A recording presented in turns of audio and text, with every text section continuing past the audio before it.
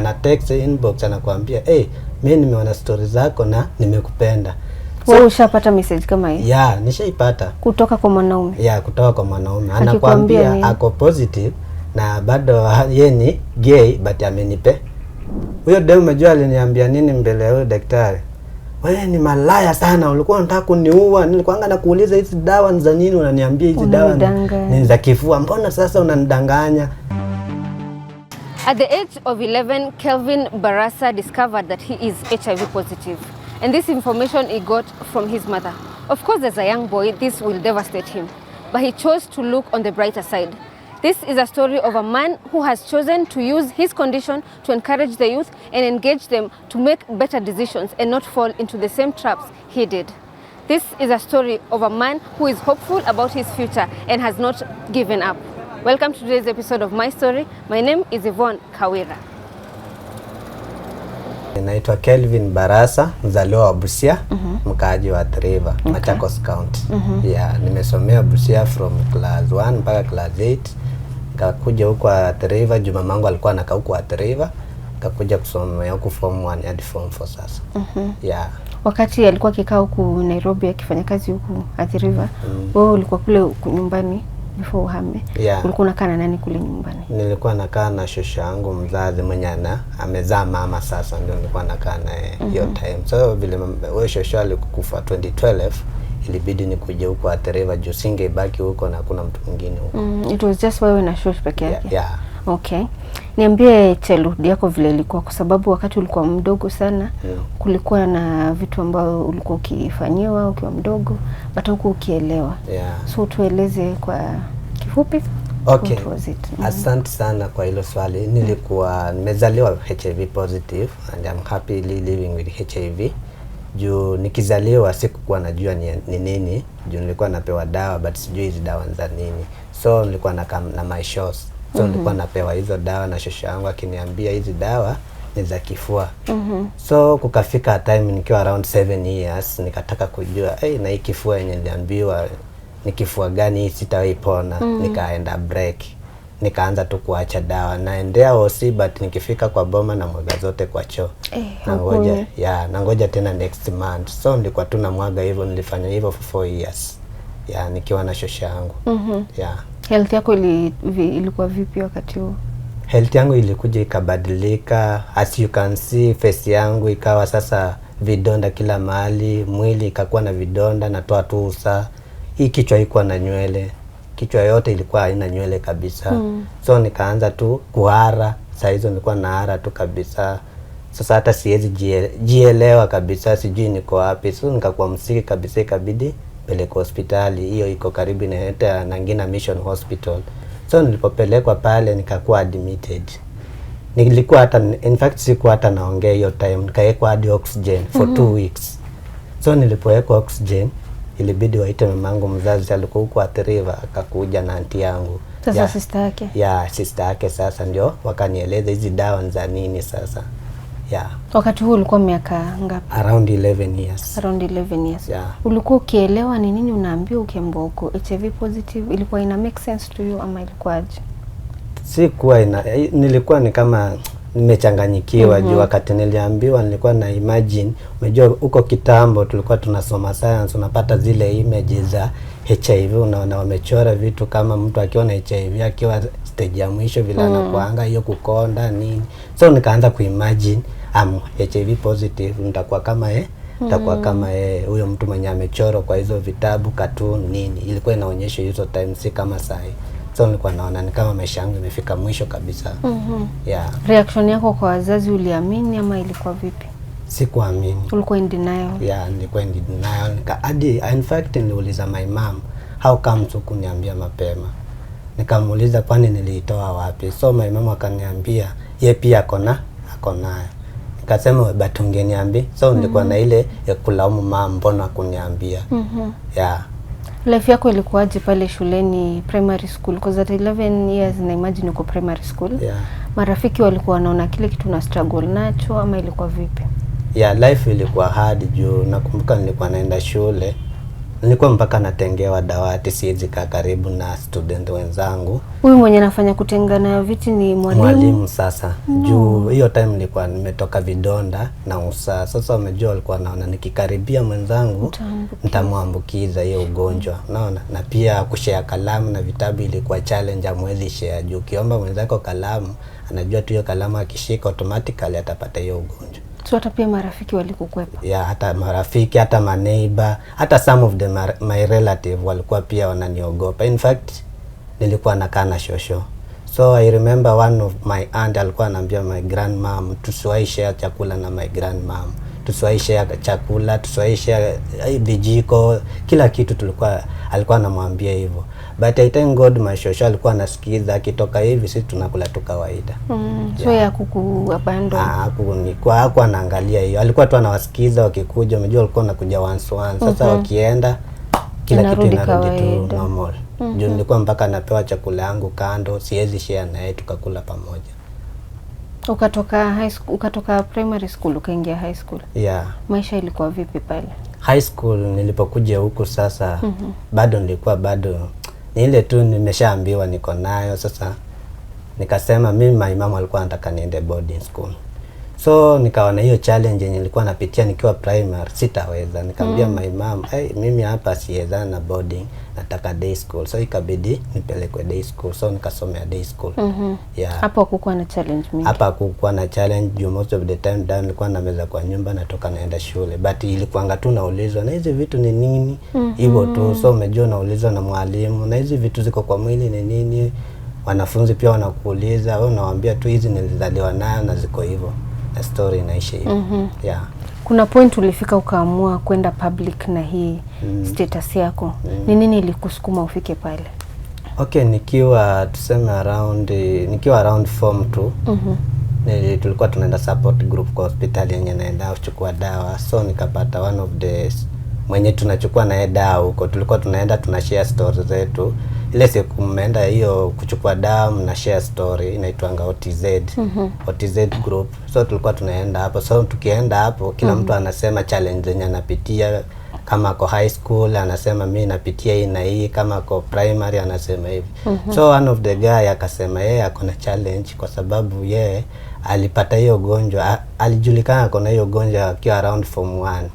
So mama yake alikashtuka, umejua. So mama yake umejua ko negative. Mama yake akataka kufanya nini? Kumuua juu ya hiyo story. Yeah, so ikanipea motisha, nikasema how comes kama mama yako mzazi anataka kukuua na amekubeba miezi 9 na ni mama yako, hata kama mtoto ni kilema unafaa mlee vile ako. But mama yake alikuwa anataka kumwekea sumu kwa chakula amuue juu ako positive. So hiyo kitu ikanipea hurt sana, ikani affect sana mind yangu. Nikasema kumbe hata challenge zenye mimi nimepitia ni kidogo kuliko za huyu. So nikasema let me come out, especially to advise youths wajikubali. Kama umepatikana uko nayo, ujue hii ni ugonjwa tu ya kawaida, si ati ni ugonjwa itakuua. Na una manage tu. Yeah. So wakati wa kwanza ulikuja ukadecide kukuwa open, ulitumia channel gani, platform gani? Na hiyo situation ilikuwa vipi? How did people receive this information? Okay, nilianza mostly mimi napenda Facebook sana na WhatsApp. So mostly nilianza indirect. Juu nilikuwa najua nikianza direct itani affect. So nilikuwa na post kitu indirect. Sitaji hiyo kitu direct. Juu na post tu indirect nione reaction ya wase. So kuna wakati nikapost indirect, nikaona comments zinakuja nasema afadhali hata nipate ugonjwa mwingine but si ukimwi.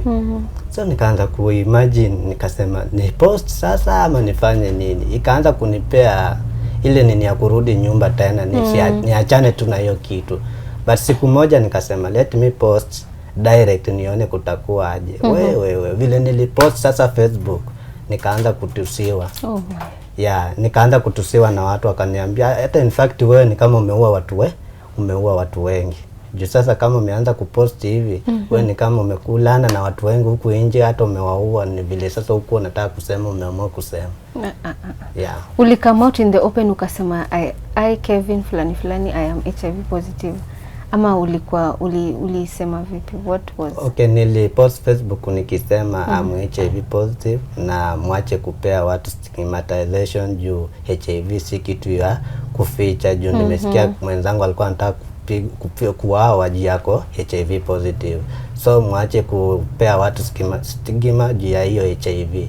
So most of the people walikuwa na comment wanasema yani you mean uko serious, wengine mpaka wanasema hii ni uongo au uko positive. Naona. So hapo ndo nilianzia hapo sasa ndio one of the kuna mtu mmoja tu alikuwa positive pia yeye akacomment. Ndio akaniinbox akaniambia anataka kunifanya ani host kwa channel yake ndio ajue stories zangu.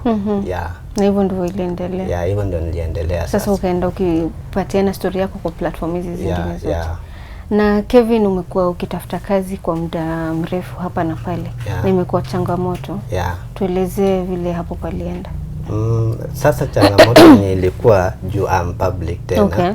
So niseme nilienda public, sikuenda public kitambo sana. Niseme officially kwenda public ilikuwa 2020. So 2018 after kumaliza form for 2017, mimi nilikuwa slowlana, nilikuwa nasoma ni kirudia juu hiyo kugonjeka in and off. Mimi nilimaliza form for 2017. Sasa 2018 ikabidi nifanye nini? Nimeshamaliza form 4 nakaa na my mom, naona.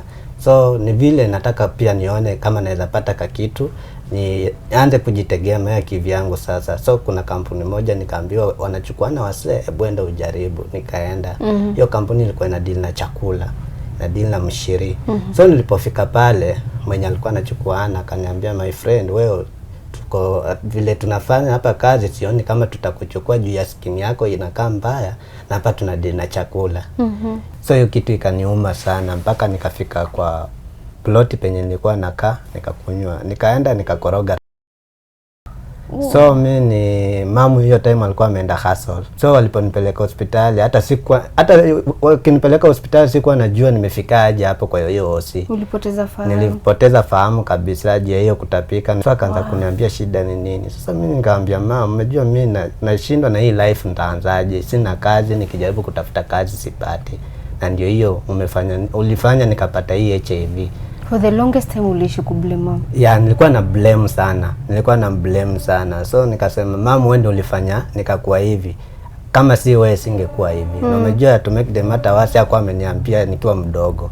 Alichelewa kufanya disclosure. So ikakuwa na mlaumu tu kila wakati. So nilipotoka pale sasa ikawa sasa pale nataka nipewa a lot of counseling, ndio nikaanza kujikubali polepole. Na hapo ndio sasa uliamua polepole uanze kuwa public about it? Sasa hapo ndio nilianza kuamua acha nikuwe public sasa nione jule ishatendeka na hakuna otherwise. So my mama akaniambia wewe usijali utapata kazi. Ikaniuma sana sana. Hadi wa leo nikipitanga kwa hiyo gate huwa nakumbukanga hiyo kitu. Nasema hao wasee walinyimanga kazi. Pole. Nilikuja nikafanikiwa around 2019 hapo. Nikafanikiwa kwa kampuni fulani pia hapa tu within nashonanga nguo. Pia nikafanya huko mpaka last year 2022. So nilipoenda huko ilikuwa ina deal na nguo, nikapata kazi vizuri nikafanya. Sasa hiyo last year kuna one of the supervisor alikuja tu siku moja akasema kuna kitu imekuwa hapa na imeharibika, haiko sawa, na wanasema ni wewe ndio umeharibu. Naona. Sasa wakaniambia nifanye nini? Nitoke, kazi imeisha hivyo. So nikaanza kuimagine, nikasema sasa nimeteseka hizi miaka zote na nilikuwa nishapata kazi, nitaenda wapi? Na mimi tu ndio huyo, my mom si ati anafanya kazi, pia yeye ni vibarua tu. Naona. So nikaambia huyo HR, nikamwambia please mimi nisaidie tu, I'm HIV positive na hii kazi ndio inanilipia nyumba, ndio inanifanyia kila kitu. So ukinifukuza saa hii sijui nitaanzia wapi. The HR aliniambia she doesn't care hata kama niko positive. Kama nimefanya makosa niende. Hataki kujua niko positive, hataki kujua niko nini. Hiyo si yake, hiyo si makosa yake, mimi niende. So nikaona ni kama huyo HR pia hajataka kunisikiza. Akaniambia hiyo yenye unaniambia HIV positive hiyo stories zako mimi sitaki kujua. Na nikatoka hivyo na nikaenda. Kwa sasa unafanya kazi yoyote? Kwa sasa nafanya kazi yoyote. For now naweza enda kwa hoteli nipike. Wananipeanga order, naenda napika, nikishapika naachia hapo chakula wanauza, then jioni wananiambia kujia pesa zako. Saizi unaweza niambia kama stigma imepungua ama imeongezeka tangu wakati ulipoanza anza kugundua kwamba HIV is a real issue in this country? Stigma bado iko na stigma iko kwa wengi, na hiyo stigma inaanza na sisi wenye tuko positive. For example, mimi si niko public, unaweza pata dem umwambie mimi umejua nimekupenda na nataka tukae pamoja, but huyo dem unapata ako positive anakuambia we mimi siwezi kaa na mtu ako public juu mimi tu najijua niko hivyo, hakuna mtu wa familia yangu hata mmoja anajua, hakuna rafiki yangu, na the moment tutakuwa pamoja watajua. So bado kuna stigma, na hiyo stigma inaanza na sisi wenye tuko positive, tuko na self stigma. So first tukideal na hiyo self stigma inaweza pungua kidogo. Na pia huku nje pia kunafaa kukue na awareness juu bado huku nje watu wanaonanga HIV ndio the big deal. Unaona, mtu ajui kama kuna magonjwa mengine mbaya. Mtu anaona HIV ni ugonjwa mbaya zaidi kuliko ingine. Juu hata ukitembea huku nje usikie mtu anapiga story about HIV anakuambianga heri hata nipate mimba but si HIV. Yani anaongea tu mabaya tu kwa hiyo HIV, ajui kama ukiwa na HIV bado unaweza survive na uishi miaka mingi.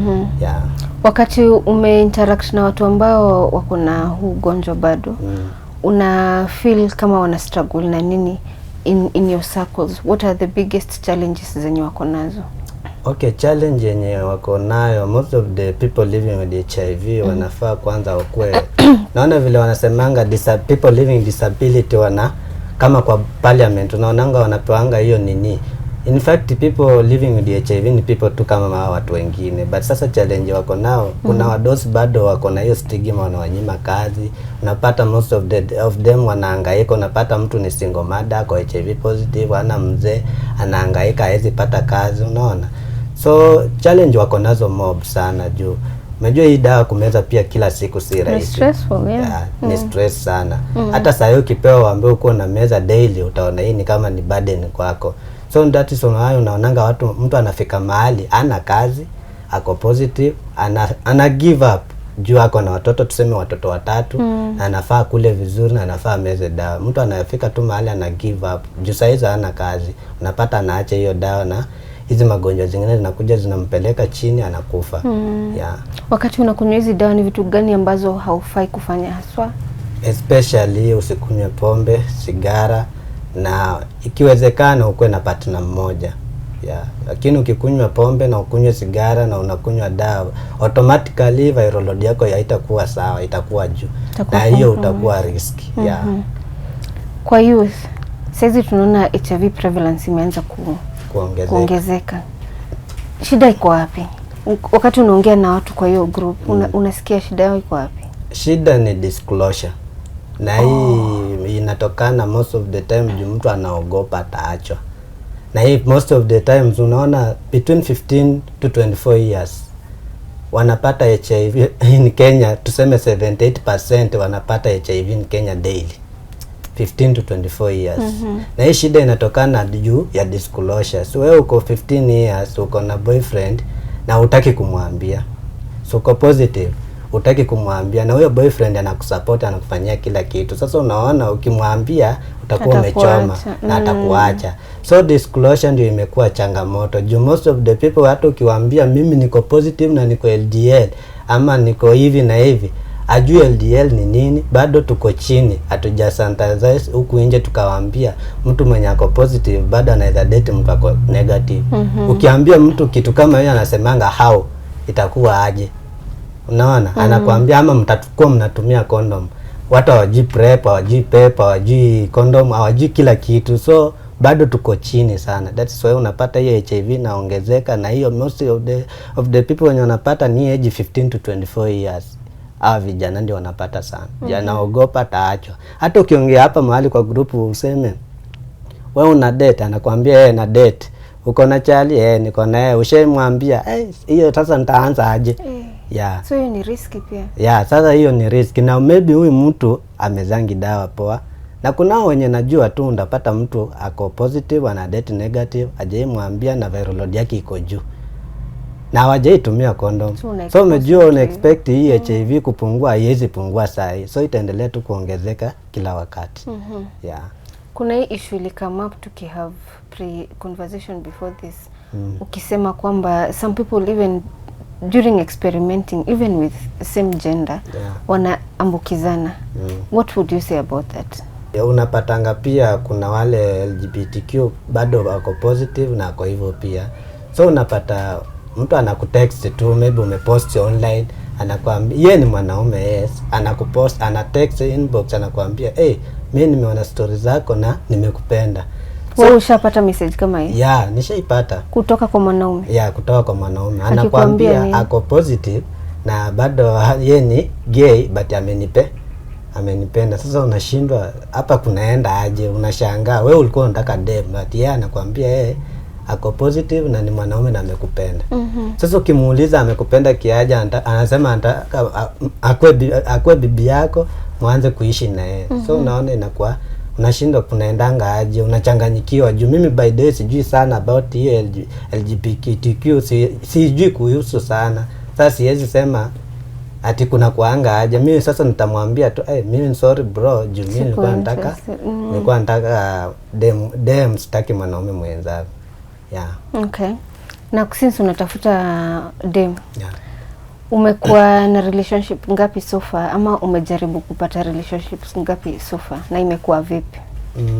Kuna yenye nilikuwa nao moja but alikuwa negative. Hiyo time sikuanga public. Hakuwa na shida nayo? Sikuwahi mwambia. Oh really? So pia wewe ulikuwa unaficha before kuje public? Unaficha. But unaniambia kwamba unakunywanga dawa? Yeah. How is your viral load? Viral load yangu iko 0. Okay. Yeah. So huyu dem tulidate almost 2 years.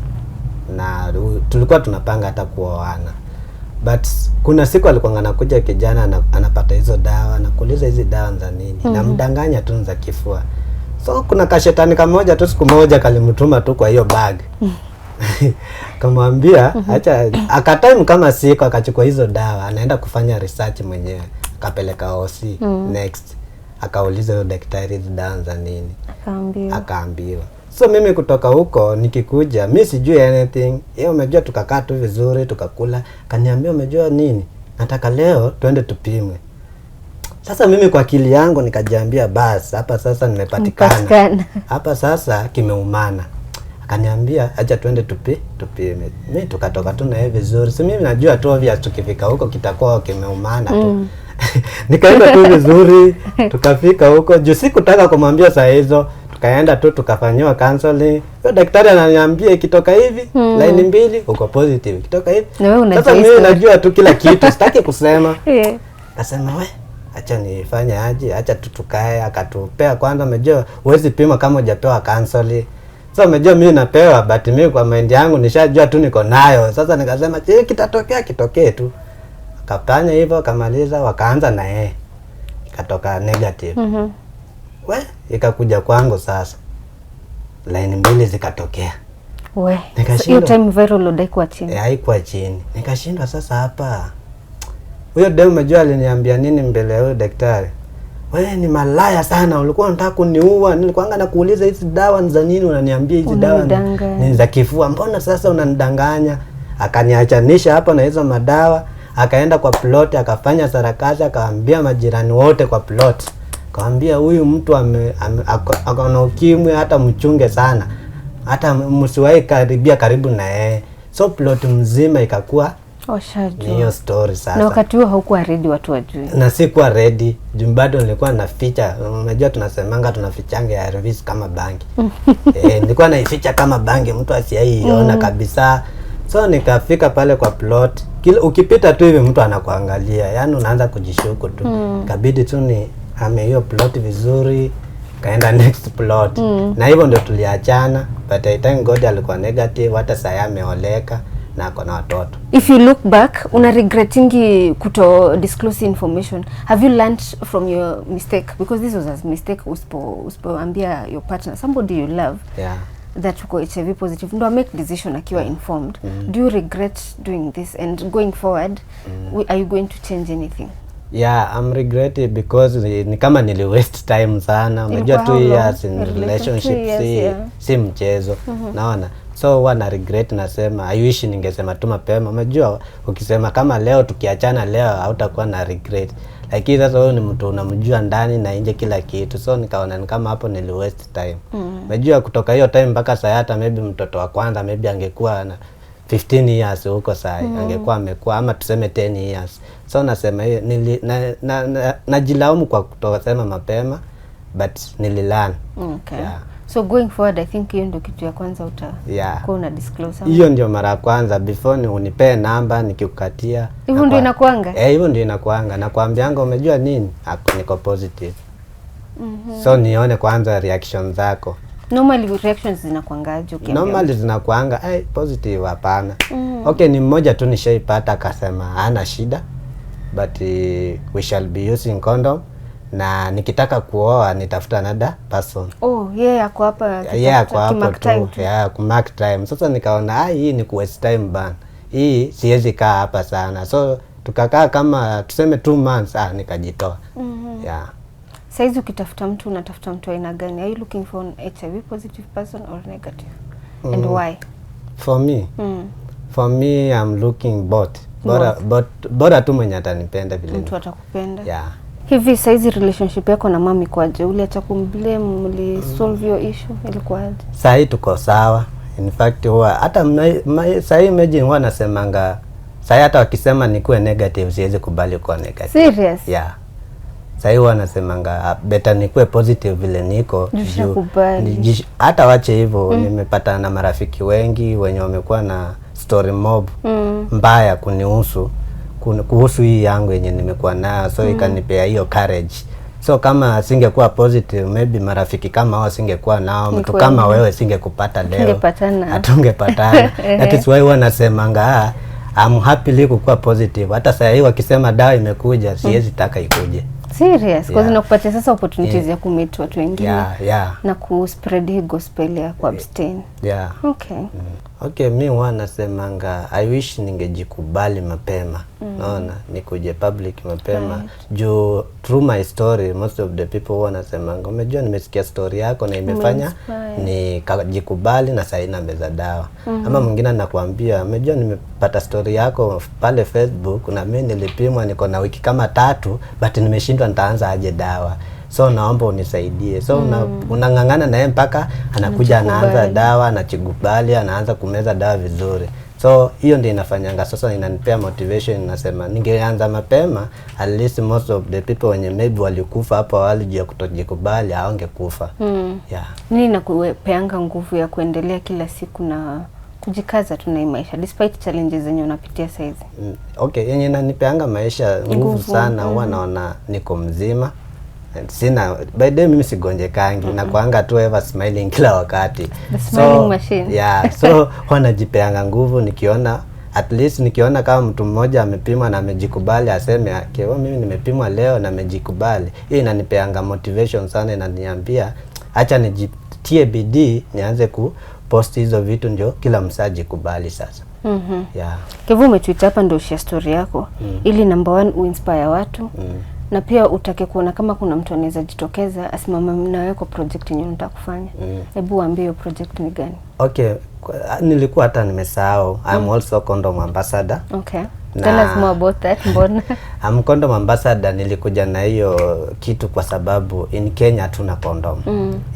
So unapata most of the people wana reuse condom, especially sex workers. Juu hapa at River tuko na sex workers, Bulolongo tuko na sex workers. Sasa unapata hizo places ukienda uongee na hao wakubwa sex workers, waambie wako na condom watakwambia hawana. Unapata wana reuse condoms. So nikakuja na hiyo kitu kwa sababu unapata kama Mlolongo hizo ma truck driver most of them wako positive na unapata wanaenda kulala na hao ma sex workers. So unapata bado HIV inaendelea kucontinue. Nikakuja na hii kitu at least nikuwe na distribute hizi condoms kwa hizo ma sex workers, nipeane my youths ndio at least HIV ipungue. Jo hatuna condom. So challenge inakuanga ni kupata hizo condoms. So kuzipata inakuwa ngumu, unaendea tu osu unapewa tukaton tuwili, unapewa mse condom 2 3 imeisha. So mimi kama ningepata pesa nianze biashara ingekuwa better juu mimi nimesema hii mambo ya kuajiriwa inaweza fanya mtu arudi nyuma sana juu anytime mtu atakufuta job. So nikipata organization well and good, but nikipata fedha za kuniwekea hiyo biashara itakuwa better juu biashara ni kitu yenye utapata leo, kesho ukikosa upate kesho yake. Lakini job anytime mtu anaweza kuja kuambie job imeisha, utaanza from zero now. Yeah. Biashara yenye naweza fanya ni ya beauty. Mimi napenda beauty but siko mimi si dem but napenda tu beauty. Beauty in what area? Nails ama nywele? Kuuza vitu za cosmetic. Yeah, kuuza vitu za cosmetic. Yeah. Pia ulitaka kufanya training ya HTS. What is that? Tell us more about it. Ni HIV testing and service. Yeah, hiyo ni course before you test nakuja na kufanyia kwanza counseling ndio ukue tested. Huwezi test mse kama hujampea counseling. Yeah. Okay. Yeah. So hiyo ni kitu ni passion yako inakudrive kutoka. Yeah, hiyo nimependa tu hiyo kitu kutoka kitambo tu. Yeah. All right. Yeah. Kwa yule mtu anakuangalia saizi kwa TV na anataka kusaidia kuwasiliana na wewe, kujua anaweza plug in wapi ndio aendeleze hii project yako ama akusaidia hata kuianzisha. How can people find you? Uko na Facebook page, uko na platforms gani zingine za social media? Uko na phone number, tuambie. Okay, nitaanza na Facebook, naitwa Kevo Msanii.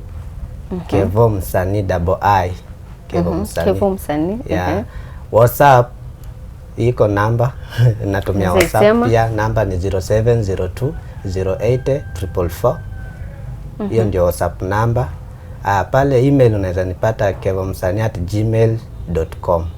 Yeah. Huko kote wakikupata utawaelezea what project you have na unataka msaidiane kivipi? Yeah, nitawaelezea project zenye niko nazo sana sana ni to educate youths huku mtaani about HIV. Yeah, especially hizo awareness about condom. Unajua condom pia ziko mara mbili, kuna female condom, kuna male condom. But sasa tumesahau sana hii female condom, tunaangalia tu male condom. Huku mtaani most of the people hata wajui kutumia hii female condom. So tuanze kufanya hiyo sensitization, tuwaonyeshe vile unafaa utumie. Kila mtu ajui female condom inakaa aje, wajui kutumia. Tumesahau hii, tumeenda tu kwa hii ya wanaume. Juu condom ni both gender anafaa tumie. Si ati wewe vile ni demu umekuja mimi sina condom, sasa useme ati wewe mwanaume tu ndiye anafaa tumie. Mimi sina HIV but naishi na HIV. Yeah. So usinione nikiwa hivi useme ule ako na HIV. Naishi nayo but sina HIV. Because you are indetectable. Yeah, yeah. So ukiniona nimekuwa approach usiseme huyu ni maiti ama huyu sijui amekanyaga waya. Mimi niko sawa kabisa. So usiniogope. Kitu ya maana ni kama uko negative, just prevention is better than cure. Sure. Yeah, kama uko negative tafadhali just prevent. Usianze kwa assume ati babe uniamini. Hizo ndio zinakuanga challenge. Ukipata partner unaanza kumwambia babe uniamini, tumia condom. Kama una condom mwende mpimwe ndio mfanye starehe zenu. So usiseme ati HIV hakuna. HIV iko na inaongezeka day by day. Yeah. All right. Thank you so much Kevo kwa kukubali kushare story yako na sisi. Najua saa zingine inakuanga ngumu hata kurevisit hizo moments zenye zilikuwa zinakupatia uchungu hapo mbeleni. But tuko glad umechukua hiyo chance kutry kueducate youth wasifanye vitu ambazo hawaelewi zitawa expose kwa a lot of diseases hapo mbeleni. Si ndio hivyo? Thank you so much. Asante sana for allowing us to share your story. Asante. All right, Tuko family, you know how we do. Please reach out to Kelvin. Help him spread this gospel and, encourage the youth to abstain or prevent themselves from contracting this disease. And if you're out there and you have contracted it, please reach out to him. Let him encourage you and help you understand how to deal with it and how to cope, because it's not the end of life. And thank you so much for staying with us till the end of the show. My name is Yvonne Kawira. And until next time, keep it Tuko.